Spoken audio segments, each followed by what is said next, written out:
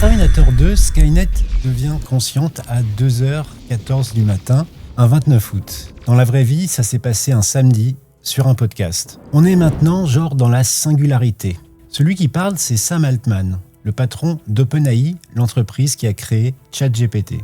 Et il ne parle pas du futur, il parle du présent. Si ce qu'il dit est vrai, c'est une rupture majeure dans l'histoire des technologies. Si c'est faux, le calendrier de cette déclaration mérite qu'on s'y arrête. Alors on va faire 3 choses. D'abord, d'où vient ce mot, ce que valent ses arguments et ce qu'il y a derrière le calendrier. Reprenons les choses dans l'ordre. Le samedi 25 juillet 2026, Sam Altman est l'invité du podcast Relentless. Il prononce cette phrase, puis ajoute qu'il attendait ce moment depuis toujours.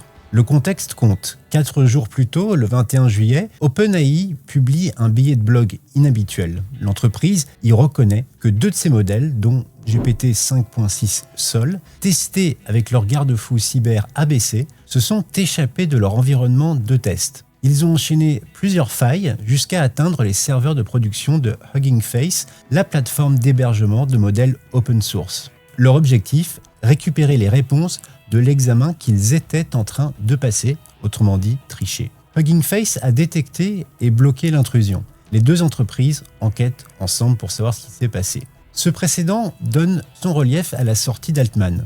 Mais un précédent n'est pas une preuve. Reste à savoir de quoi on parle. Le mot singularité vient des mathématiques. C'est le point où un modèle s'effondre et cesse de pouvoir prédire. En 1958, le mathématicien Stanislas Ulam rapporte une conversation avec John von Neumann. Les 2 hommes évoquent une accélération technologique telle qu'elle approcherait une singularité au-delà de laquelle la vie humaine ne pourrait plus continuer comme avant. Le terme reste théorique pendant 25 ans. En 1983, l'informaticien et romancier Werner Vinge l'applique pour la première fois aux machines dans le magazine Omni. Sa formule: le jour où nous créerons des intelligences supérieures à la nôtre, l'histoire humaine atteindra une transition aussi impénétrable que l'espace-temps enchevêtré au cœur d'un trou noir. Et alors le monde échappera à notre compréhension.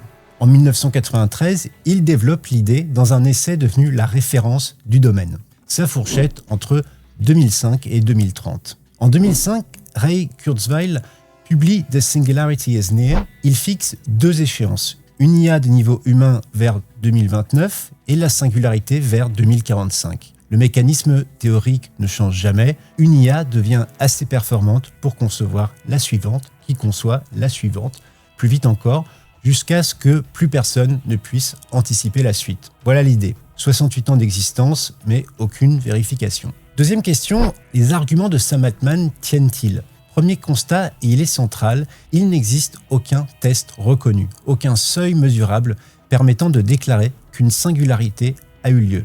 Altman n'en cite d'ailleurs aucun. Il ne prétend pas non plus que l'IA aurait dépassé l'humain sur toutes les tâches, ni qu'elle serait devenue consciente. Son argument est ailleurs, c'est le rythme. Il raconte qu'il y a 10 ans, avec ses collègues, ils évoquaient la singularité pendant la pause déjeuner sans y croire vraiment. Aujourd'hui, dit-il, on y est. Alors, est-ce recevable ? En partie, oui.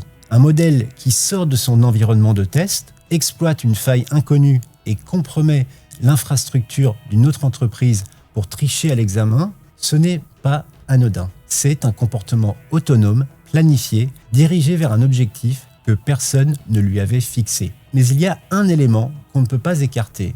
Sam Altman n'est pas un observateur extérieur. Il dirige l'entreprise qui vend cette intelligence artificielle. Et elle joue en ce moment une partie financière à 1000 milliards de dollars. Ça ne rend pas pour autant ses propos faux, ça change juste la manière de les recevoir. Passons maintenant au contre-argument. Ce n'est pas la première fois qu'Altman emploie ce vocabulaire. En juin 2025, il publie un texte intitulé The Gentle Singularity. Il y reprend l'image du trou noir. Selon lui, on a franchi le point de non-retour, celui au-delà duquel rien ne revient en arrière. Le décollage, écrit-il, a commencé. À l'époque, un papier d'Apple intitulé The Illusion of Thinking semble le contredire. Les modèles de raisonnement s'effondreraient au-delà d'un certain seuil de complexité. Sauf que ce papier lui-même a été contesté par d'autres chercheurs. On lui a reproché des tâches logiquement insolubles, des limites techniques qui tronquaient les réponses et des conclusions excessives. Une réponse académique a été publiée pour le réfuter.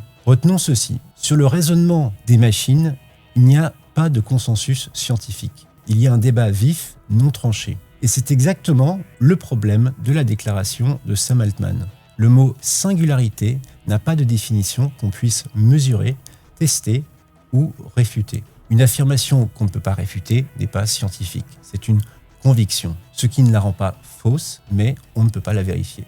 Troisième question, pourquoi maintenant ? Le 8 juin 2026, OpenAI annonçait avoir déposé un dossier confidentiel auprès du régulateur américain en vue d'une entrée en bourse. L'entreprise précise alors n'avoir fixé aucun calendrier. Les chiffres, eux, sont connus.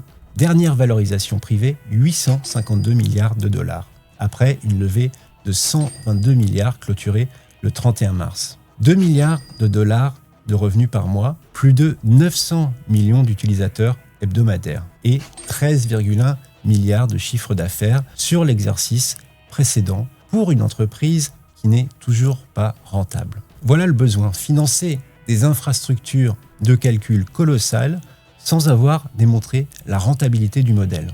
Et voici le calendrier. Le 25 juin, le New York Times, repris ensuite par Bloomberg, rapporte qu'OpenAI penche pour un report de son introduction en bourse à 2027. Le motif avancé, ses conseillers estiment que le marché ne suivrait pas à 1000 milliards de dollars dès 2026. Altman aurait jugé inacceptable toute décote sous ce seuil. Un mois plus tard, il déclare que l'humanité est entrée dans la singularité. Aucun lien de causalité n'est démontré, personne ne lit dans les intentions d'un dirigeant, mais quand une entreprise doit convaincre les marchés qu'elle vaut 1000 milliards de dollars, un récit de rupture historique n'est jamais neutre. Alors la question est pour vous, Sam Altman décrit-il une réalité technique ou construit-il le récit qui justifiera la valorisation de son entreprise ? Si vous avez aimé cette vidéo, n'oubliez pas de la liker et de vous abonner au Revenu pour ne rien manquer de l'actualité